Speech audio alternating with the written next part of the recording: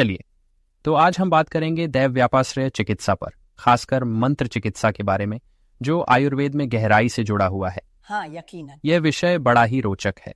सही कह रहे हो। इसमें मंत्र के माध्यम से शरीर, मन और आत्मा पर पड़ने वाले प्रभावों का उल्लेख है ना? बिल्कुल। इसमें बताया गया है कि मंत्र केवल शब्द नहीं होते, बल्कि उनके उच्चारण से उत्पन्न ध्वनि कंपन के असर से शरीर में रासायनिक बदलाव होते हैं। यह ध्वनि वाह, विज्ञान बिल्कुल सही। जैसा उसके मुताबिक हमारे मस्तिष्क की तरंगों पर असर डालता है। और यह भी कहा गया कि मंत्र चिकित्सा से मन शांत होता है, स्मरण शक्ति बढ़ती है और तनाव भी कम होता है। हाँ, ठीक है। और इसमें ध्यान देने वाली बात यह भी है कि दैव व्यापाश्रय चिकित्सा का उद्देश्य कर्मज रोगों का निवारण करना है। यानी पहले जन्म के कर्मों के कारण होने वाले रोगों को एक आध्यात्मिक दृष्टिकोण से समझा जाता है। इसे कर्म फल के रूप में देखा गया है। समझने में आता है कि इस चिकित्सा में मंत्र के उच्चारण से जो वाइब्रेशन बनते हैं वो गहराई में जाकर हमारे न्यूरोट्रांसमीटर को प्रभावित करते हैं ना? हाँ, बिल्कुल। बात करते हैं उस वैज्ञानिक पहलू की।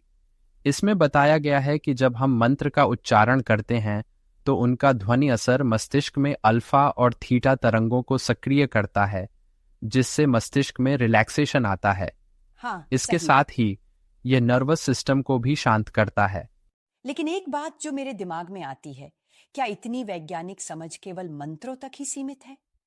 मैंने सुना है कि यह असल में एक गहरी आयुर्वेदिक अवधारणा है। ठीक कह रहे हो। यह तो बहुत व्यापक है। ये न सिर्फ शारीरिक बल्कि मानसिक और आध्यात्मिक स्वास्थ्य की भी बात करता है। मंत्र चिकित्सा में मंत्रों को चुनने के नियम भी दिए गए हैं, जैसे कि सुबह या शाम का समय, सही माला का उपयोग और उपयुक्त मंत्र का चयन। सही, ये सब व्यवस्थित नियम है। और इसमें मन मन की जप को भी महत्व दिया गया है, जहां उच्चारण या मन में ही ध्यान केंद्रित किया जाता है। बिल्कुल। जप केवल एक साधना नहीं है, बल्कि ये हमारे अंदर छिपी ऊर्जा को जागृत करने में भी सहायक होता है। इस लेख में मंत्रों के विभिन्न प्रकारों जैसे गुरु मंत्र, सार्वभौमिक मंत्र, वैदिक मंत्र, तांत्रिक मंत्र और पौराणिक मंत्र का वर्णन भी है। हाँ, ये वर्गीकरण वाकई में विस्तार से समझाता है कि कौन सा मंत्र किस संदर्भ में उपयुक्त है। अब वो बात हस्ताक्षर ध्वनि से जुड़ी, यानी संगीत चिकित्सा की ओर समझ नहीं आया था मुझे। वो भी दिलचस्प है।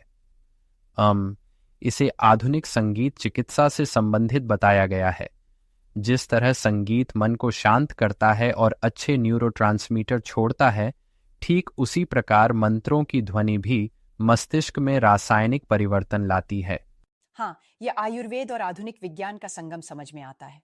इसमें तो उदाहरण के तौर पर ओम, गायत्री मंत्र आदि को बताया गया है, जहां इनके उच्चारण से मस्तिष्क में परिवर्तन आते हैं, जैसे अल्फा गतिविधि में वृद्धि होती है। सही।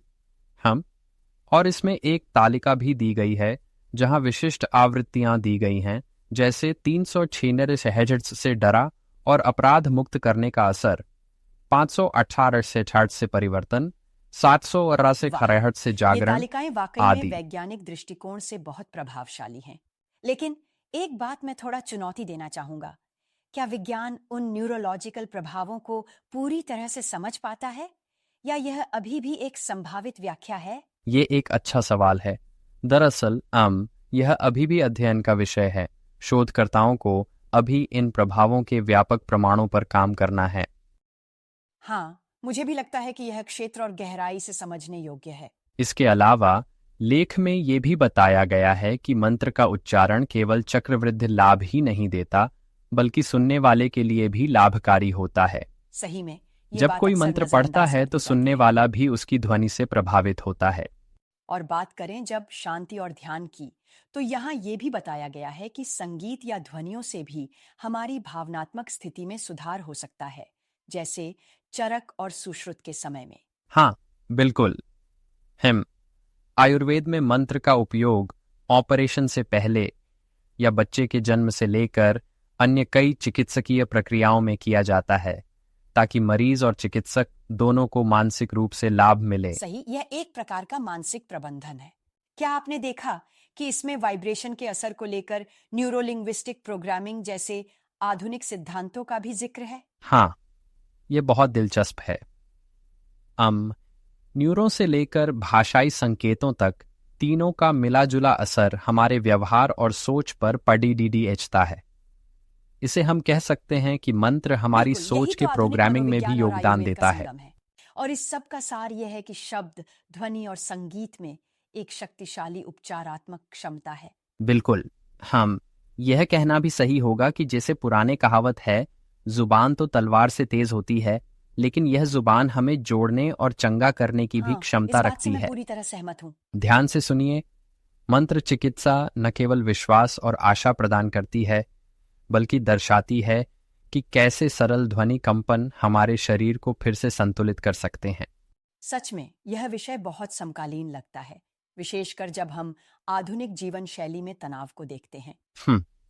बिल्कुल। यह आयुर्वेदिक सिद्धांत हमें यह याद दिलाता है कि प्राचीन ज्ञान में भी वर्तमान समस्याओं का समाधान छिपा हुआ है। हाँ, बिल्कुल। मैं सोचता हूँ कि हमें इस तरह के और अध्ययनों पर विचार करना चाहिए ताकि हम इन प्रभावों को और स्पष्ट रूप से समझ सकें, है ना? बिल्कुल। हम्म ऐसा अनुसंधान हमें यह दिखा सकता है कि कैसे ध्वनि, उच्चारण और संगीत हमारी शारीरिक मानसिक स्थिति पर गहरा असर डालते हैं। यस, यही तो भविष्य की चिकित्सा है। तो संक्षेप में, दैव व्यापाश्रय चिकित्सा, विशेषकर मंत्र चिकित्सा, आयुर्वेद का वह आयाम है जो आध्यात्मिक उपचार के साथ साथ वैज्ञानिक दृष्टिकोण से भी महत्वपूर्ण है। हाँ, एकदम सही। ये बताता है कि कैसे थोड़ा सा उच्चारण भी हमारे अंदर छुपी ऊर्जा को जागृत कर सकता है और न केवल मरीज बल्कि श्रोता के लिए भी फायदेमंद रहता है। सही कहा। और ऐसी वैज्ञानिक समझ निश्चय ही हमें बेहतर चिकित्सा विकल्प प्रदान करेगी, जिससे एक स्वस्थ, संतुलित जीवन संभव होगा। बिल्कुल, यही तो सामंजस्य है। आज के इस चर्चा ने मुझे बहुत कुछ सोचने पर मजबूर कर दिया है और यह दर्शाता है कि कैसे प्राचीन ज्ञान को आधुनिक विज्ञान के साथ जोड़ा जा सकता है। सही है। और अंत में यही कहना चाहूंगा कि शब्दों की शक्ति और ध्वनि का प्रभाव हमारे जीवन में एक सकारात्मक परिवर्तन ला सकता है। हाँ, एकदम सही। धन्यवाद। आपने इतना ध्यान से सुना और इस चर्चा में रुचि दिखाई। मुझे विश्वास है कि हमारे विचार और इस ज्ञान से हम भविष्य में और भी जागरूक रहेंगे। बिल्कुल, धन्यवाद। यह वार्ता न केवल जानकारीपूर्ण थी, बल्कि मुझे नया दृष्टिकोण भी दिया।